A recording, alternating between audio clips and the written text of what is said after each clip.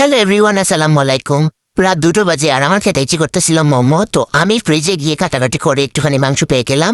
তারপর মাংসটা ভিজিয়ে আমি একটা ময়দা দিয়ে ডো বানিয়ে নিলাম। তারপর এদিকে পেঁয়াজ, পাতাকপি, গাজর দিয়ে আমি সবগুলো কুচি কুচি করে কেটে নিয়েছিলাম। তারপর এদিকে মাংসটা ভিজে গেলে মাংসগুলো ধুয়ে আমি কিমা করার জন্য সব মশলা দিয়ে ব্লেন্ডারে জারে দিয়ে আমি ব্লেন্ড করে নিলাম। তারপরে তো ব্লেন্ড করা হয়ে গেলে বাকি সবগুলো কুচি করা সব ভেজিটেবলগুলো দিয়ে আমি ভালো করে মিক্স করে একটা সাইডে রেখে দিলাম। তারপরে তো আস্তে আস্তে করে আমি অনেকগুলো রুটি বানিয়ে নিয়েছি, ছোট ছোট করে রুটি বানিয়ে। তারপরে তো আস্তে আস্তে করে আমি অনেকগুলো মোমো বানিয়ে নিয়েছিলাম। এই তোমার মোমোটা বানানো হয়ে গেলে আমি আর অনেকগুলো মোমো বানিয়েছি, আপনাদেরকে দেখাই নাই।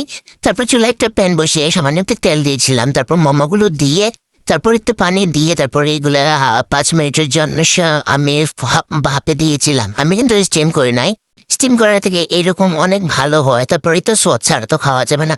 তারপর সস নিয়ে নিলাম এদিকে। প্রথমে ভাবলাম আমার ছেলেকে দিয়ে আসি, সে কিন্তু ঘুমিয়েই পড়েছে। রাকিব অন্তরার ব্লগ দেখতে দেখতে সে কিন্তু একদম সোফায় ঘুমিয়ে পড়েছিল। তারপর ওকে দিলাম, সে খেয়ে তার রিয়াকশনটা জানাবে কেমন হয়েছে। সে কিন্তু ঘুম থেকে উঠে খাওয়ার পাত্রই না, মোমো বলে কথা, তাই সেও উঠে কিন্তু খেয়েছে। তারপর রাত 2টোর সময় আমিও খেতে বসেছিলাম, এই তো আমিও খাচ্ছিলাম। আর আপনারা কে কে রাত 2টো বাজে মোমো খান অবশ্যই কমেন্ট বক্সে জানাবেন।